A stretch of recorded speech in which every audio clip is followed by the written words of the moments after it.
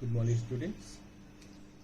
Today we continue with our story, the singing lesson. We had done 5 videos. This is going to be the 6th one. We had reached page number 95.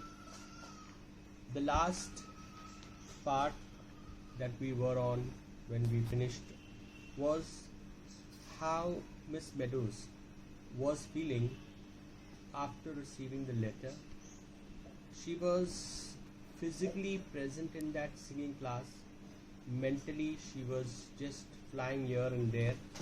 Sometimes she would be with the class, sometimes she would be very far from the class physically, but she was there. And the words of her fiancé was time and again being repeated in her mind as flashbacks. They were coming back to her time and time again. The last line that we did was, she would have to disappear somewhere.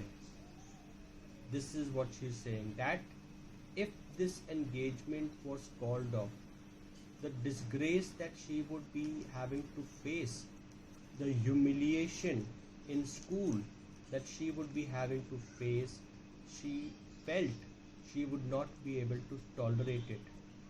Thus, in her mind, she felt that she would have to leave her job, go somewhere else, and then start off anew, settle down again.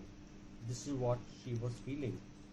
Anyway, this is her main moment of life where the feeling was overtaking her emotions, right? Suddenly the door opened. Now, while she is just lost in these weird thoughts of hers, the class was on, the lesson was on, the singing was on. Suddenly the door opened, the door to the singing room. It was a little bit shut. Suddenly it opened. A little girl in blue walked fussily up the aisle. A little girl, a student obviously, just came into the class, opened the door, walked right up to Miss Meadows, hanging her head, biting her lip. Now children were petrified of her, frightened of Miss Meadows. She was quite a strict teacher. And when she had to come, this girl had to come and deliver a message to Miss Meadows, she was feeling a bit timid. How to approach Miss Meadows? So very hesitantly, very scared, she came to deliver and tell Miss Meadows something. Hanging her head, biting her lips. Biting her lips is an indication of nervousness. She was nervous to interact with Miss Meadows.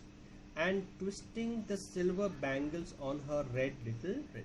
All signs of nervousness. She was very uncomfortable, biting her lip, twisting her hands. She came up the steps and stood before Miss Meadows. She came up very, very frightenedly. She stood before the teacher, hesitating whether to tell her what message she has come with or no. Well, Monica, her name was Monica. The teacher recognized her and the teacher asked her, well, Monica, what is it? So when Miss Meadows found that the child is not communicating, the child is not speaking, so she herself asked the girl, what is the problem? Why has she come here? Oh, if you please, Miss Meadows, said the little girl, gasping. Gasping is taking deep breaths. Miss Watt wants to see you in the mistress's room. So she, in fact, had come with a message from the headmistress of the school. Sometimes when we are called also, when we are teaching in class also, a peon comes, a child comes, and with some type of message that maybe the principal is calling or some other teacher is calling. So they tell us very quietly, if it's an emergency, we go. If it's not that important, we see the thing later on. Same is the case here now. So this girl is there, and this girl has come from the the mistress, that is the headmistress of the school, and she's very reluctant to tell Miss Meadows that the headmistress is calling her to the office in between class while the singing lesson is going on. So that was a disturbance. That could cause Miss Meadows to get angry, could get furious with the girl or with the mistress also. Anyway, the girl told what she had to tell. Very well, said Miss Meadows, and she called to the girl. Now, Miss Meadows in her mind also thought that this could be an emergency, this could be something important. So there and then, she stopped the song. She announced to the class there, I shall put you on your honor to talk quietly while I am away. So she is going to meet the headmistress in her office. There's no singing, the song has been stopped. And she's telling the class, I shall put you on your honor. This is what teachers tell you all when they leave a class. Sometimes when the teacher leaves the class, what do they say? Keep quiet, I'm going to the principal's office. I'm going to the office. Maybe the teacher tells the monitor to look after the class. But unfortunately, do you all listen? As the teacher walks out, you all start your talking and whatever you'll have to do. Anyway, she told the class that she's trusting them that they would keep quiet because she is mentally not in a sound state of mind to shout at them, to scold them. So she just says, I trust you all and I think that you all will be quiet for some time. But they were too subdued to do anything else. Now they were exhausted, tired with this entire day's sequence of events, the song practice, the rehearsal, and even if they were left without the teacher, they were so exhausted, they were so mentally fatigued that they were not going to make a noise, they were not going to disturb, but they were so subdued to do anything else. Most of them were blowing their noses. They were tired, exhausted, singing, taking that deep breath, blowing the instruments, playing different instruments. Now, the teacher left them, the class was silent, very abnormal silence was there.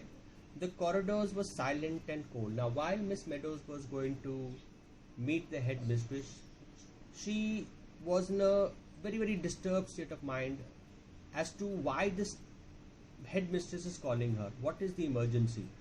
So different things must have been on her mind.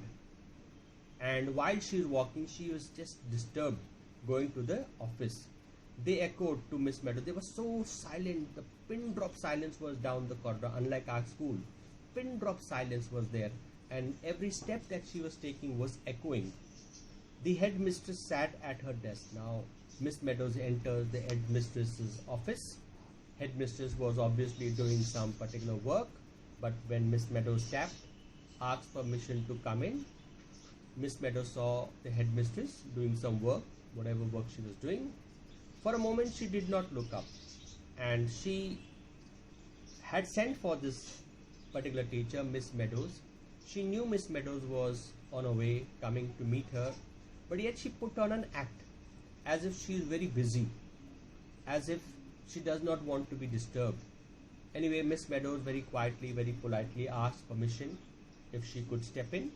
She was, as usual, disentangling her eyeglasses. Now, sometimes you have these glasses that have a string, and sometimes when you take them off and put them on, they get entangled a little bit.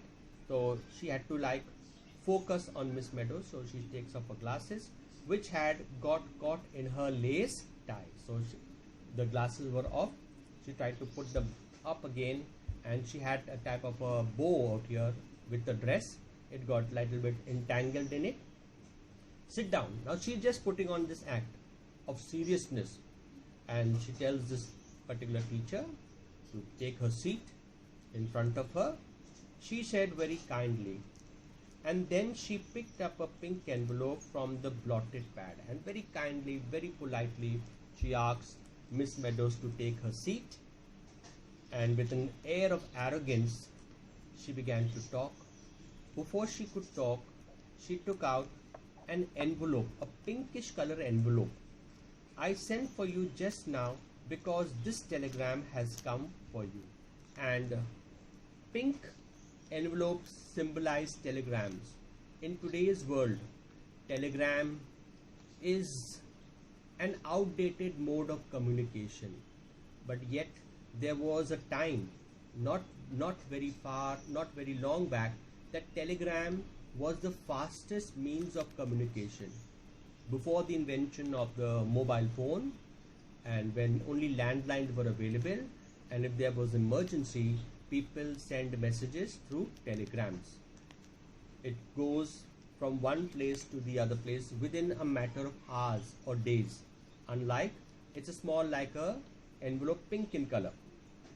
And people receive telegrams only when there is an emergency, something of importance. So when Miss Meadows looked at the telegram, saw the telegram, her heart skipped a beat, and she began to think as to what could be the content of this telegram. Anyway, I sent for you just because this telegram has come in. So the teacher, the headmistress tells, the reason for me calling you in such an emergency was, I have received this telegram in your name. So I thought it was something important. So I thought it wise to call you immediately to deliver this telegram to you. A telegram for me. Now Miss Meadows was astonished. Receiving a telegram in school, she could not believe it. And she looks at the headmistress and she just asks her, is it for me? Basil, he had committed suicide, decided Miss Meadows. Now, the first reaction on getting this telegram, even before opening it, was that Basil had committed suicide. After ditching her, after calling off the engagement to be married, he has taken the extreme step of committing suicide. That's her reaction, her first thought. Okay? Her hand flew out and she was so impatient to know the content of that envelope there, the telegram. So she just reaches out to the headmistress to take that envelope from her as soon as possible and tear it and confirm what is given in it. Her hand flew out, but Miss Watt is the headmistress, held the telegram back a moment. Miss Watt pulled her hand back, did not give the telegram to Miss Watt, and she wanted to test her patience. I hope it's not bad. And telegrams usually are contents wise, they come with bad news or important news. So she tells Miss Meadows, I hope this telegram has not come with some bad news. She said, no more than kindly, and in a very abrupt way she said it. And Miss Meadows tore it open, and ultimately she gave the telegram to Miss Meadows. In a jiffy, in a second, Miss Meadows opened it because she wanted to confirm her thought and to read something negative there. Pay no attention to letter. Must have been mad. Brought hat stand today. Now, I would like to tell you something about a telegram. When telegrams were used, people who sent telegrams sent them in utmost emergency, first of all. Every word that you write in the telegram is costing you money. Per word you are charged. Per word you are charged. So people write their messages like in today's way we send SMSs, short form. So telegrams were given in short form. So here she receives the telegram from Basil, obviously, in which he is telling her, pay no attention to letter, meaning he's telling her that don't give the letter that you must have received any importance, meaning don't take it seriously. Must have been mad. Then he tells her that when you received this letter, you must have been furious, you must have been mad, you must have been real angry with me. He's in very few words he's telling her this.